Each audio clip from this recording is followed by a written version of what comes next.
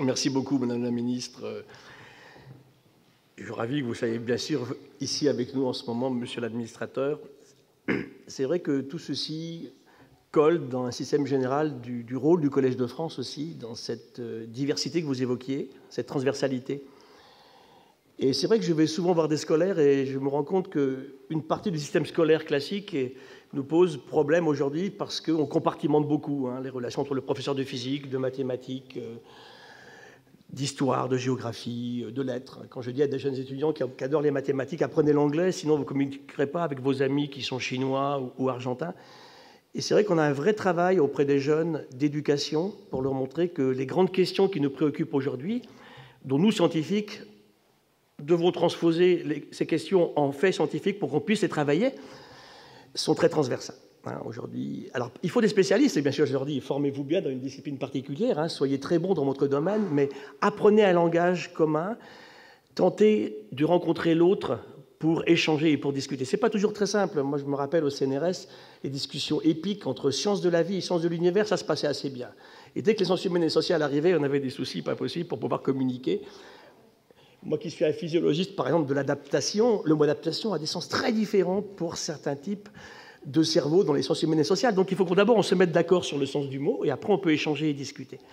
Alors ouvrir un tel colloque, d'abord je suis extrêmement heureux, extrêmement fier, ému aussi de vous accueillir ici ce matin au Collège de France. Ça clôt aussi, moi, un enseignement de cette année pour lequel on m'a appelé. Et vous savez que j'avais appelé cet enseignement cette année au sein du cadre général de la chaire qui est donné à l'avance, croisement entre humanité et biodiversité. J'étais l'autre jour à l'IGEN, l'Inspection générale de l'éducation nationale, face à tous les inspecteurs généraux, et pour parler de biodiversité. Cette semaine, il s'est passé plein d'événements. Ça, c'était mardi, la semaine dernière. Et jeudi, j'étais convoqué au comité consultatif national d'éthique. On aura Jean-Claude Amezen ici demain après-midi, pour essayer de convaincre le comité d'éthique, et vous l'avez rappelé, Madame la Ministre, que ces questions aussi de perte de diversité sont aussi des questions éthiques. Et vous l'avez très bien rappelé, questions scientifiques, évidentes, bien sûr. Notre travail, c'est de montrer ce qui se passe et d'essayer d'enrayer, bien sûr, cette érosion. Ce sont des questions économiques, on va y revenir au cours de ce colloque, des questions sociales. Chaque fois qu'on touche à l'environnement, on touche à des aspects sociaux et éthiques aussi. Et on l'a un petit peu trop oublié. Une première question évidente, c'est pourquoi est-ce qu'on accepterait en quelques siècles de faire disparaître la moitié des espèces vivantes Pourquoi mes petites filles n'auront pas le droit à des espèces auxquelles j'ai eu droit? En 2007, le Beiji, le dauphin du Yangtze-Kiang, disparaissait dans l'indifférence générale. Alors on me dit, oui, bon, c'est le Beiji, il vit dans le Yangtze-Kiang, c'est pas grave. Oui, n'empêche qu'il avait inventé un système d'écolocalisation absolument fabuleux. Il vivait dans un fleuve où quand vous mettez votre main dans l'eau, vous ne voyez plus vos doigts. Et donc ses yeux ne servaient pas à grand-chose, en fait. Et il est parti. Et alors, en petit clin d'œil hier, on me disait qu'on avait pris des photos en Irian Jaya, c'est la partie indonésienne de la Papouasie, d'un dauphin qui ressemble étrangement au Beiji. Donc on va aller le chercher, on va essayer de le trouver. C'est peut-être pas exactement la même espèce, mais une espèce très proche qui n'est pas encore connue pour la science, qu'on va aller voir dans les forêts de l'Irian Jaya. Donc ce colloque, en fait, il vient de la jeunesse d'idées avec mon complice ici, Jean-François Toussaint, qui est médecin à l'Hôtel Dieu, qui dirige l'IRMES, et notre médecin qui s'appelle Bernard Swinguedo. On s'est rencontrés en 2010 à l'Académie des sciences, c'est pas si vieux que ça. Je faisais une conférence sur l'eau. Guylaine Marsili, je l'avais aperçu tout à l'heure, je parlais du rôle de l'eau dans les systèmes biologiques, et puis la mayonnaise a pris, des coups de foudre, c'est comme ça.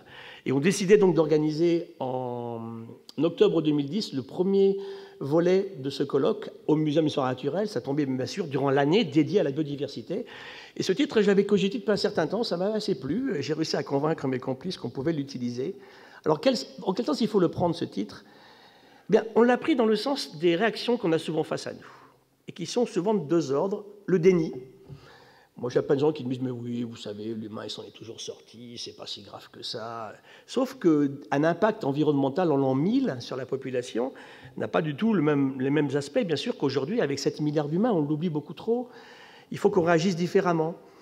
Et ce qui m'inquiète particulièrement, c'est l'accélération des systèmes. Philippe Curie nous fera une conférence cet après-midi, il nous dit en 15 ans, on a détruit entre 50 et 90% de tous les individus, de tous les grands poissons pélagiques de la planète.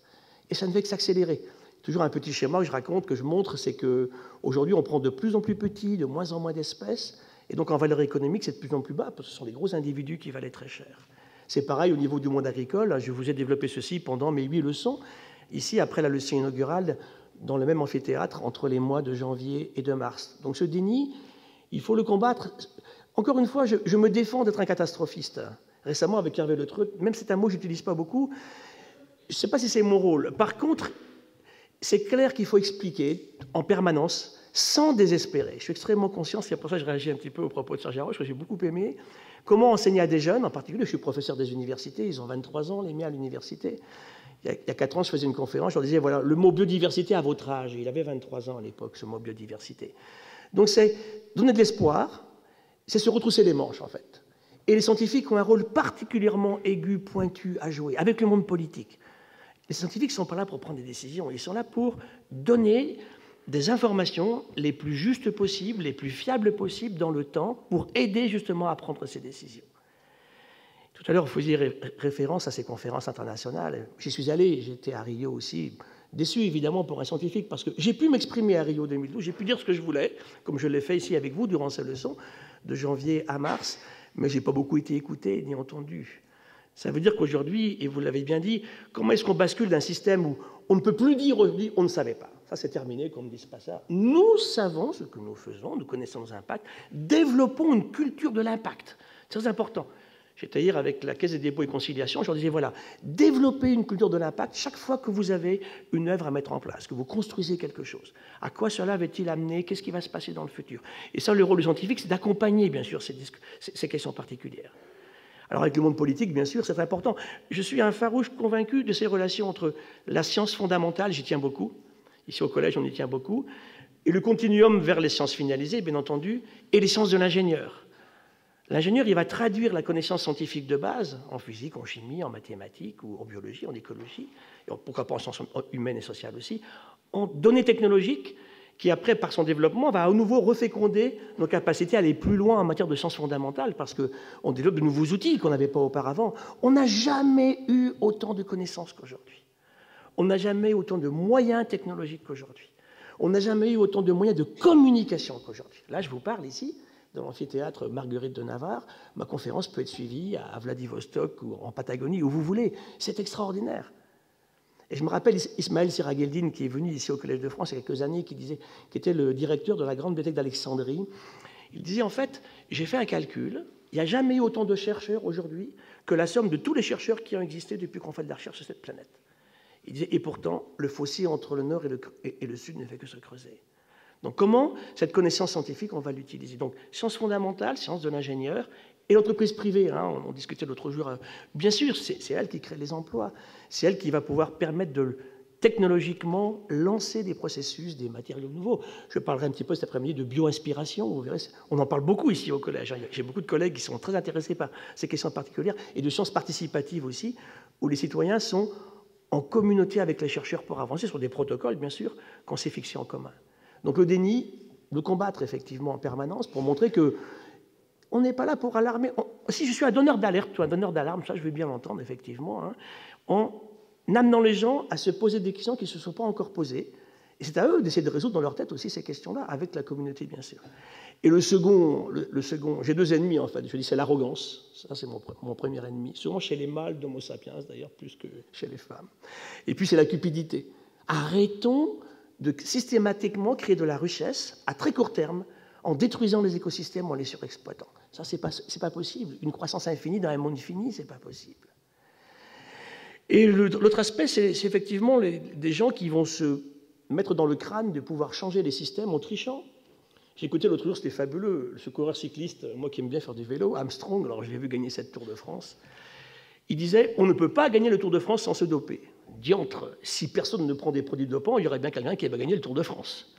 Donc c'est tout ceci qu'il faut reprendre effectivement bout à bout pour qu'ensemble, collectivement, et moi j'ai beaucoup aimé bien sûr la communion que j'ai pu avoir ici grâce à vous durant cette leçon inaugurale et ces leçons au collège.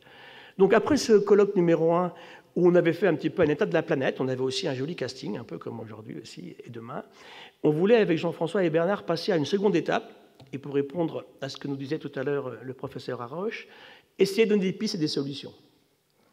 Alors déjà, dans notre tête, on se dit, il y en aura un troisième pour aller encore plus loin, mais on va essayer d'avancer un petit peu. Hein. On a attendu 4 ans parce qu'on n'avait pas les éléments pour pouvoir vous proposer des pistes encore en 2012.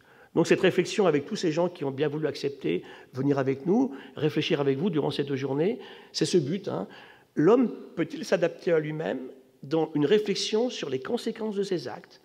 Et en fait, le vrai danger qui nous guette, c'est pas... Bon, évidemment, si une météorite tombait, je crois que ce serait effectivement assez catastrophique. On a des tsunamis, des tremblements de terre, plein de choses. N'empêche que si l'humain change, et j'ai la chance, dans mes pérégrinations diverses, de rencontrer beaucoup de monde, sans aucune hiérarchie, depuis le petit pêcheur ou l'agriculteur jusqu'au ministre, au chef d'État, tout le monde me dit oui, on reconnaît que ça ne va pas très bien. We have to change. On doit changer. Mais comment change-t-on? La question est là. Comment collectivement mettons en place les solutions pour changer? Et je crois que c'est là que le scientifique a un rôle à jouer, avec son humilité à lui, bien sûr, hein, avec sa connaissance, sa capacité à établir un état de l'art sur un sujet et sur un domaine, de conseiller, d'être écouté plus dans les systèmes, les questions qui nous sont posées aujourd'hui. Et les associations sont très importantes aussi, le monde, ce qu'on appelle la société civile au sens très large, bien entendu.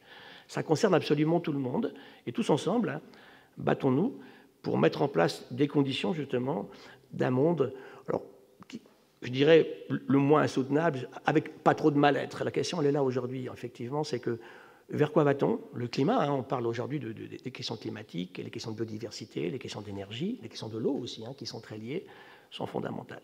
Et juste pour terminer, au niveau arrogance de l'humain, je vous rappelle quand même qu'un corps humain, un bébé humain à la naissance, c'est 3/4 d'eau. Un cerveau humain, là, on communique, c'est 80% d'eau. Hein, je pense que... Et puis je raconte souvent que quand la vie sort des océans, il y a 450 millions d'années, elle passe par ce littoral, et bien votre sang, c'est le reflet de la salinité de l'eau du littoral. Et ça, je pense que si ça nous amène à réfléchir un peu mieux, à être beaucoup, beaucoup plus humble, à réfléchir qu'on est dans une communauté générale, avec tous ces êtres vivants, 2 millions connus aujourd'hui, peut-être 20 millions, ça ira beaucoup mieux. Merci beaucoup. Et donc j'ouvre ce colloque en passant la parole à Hubert Rive. Merci.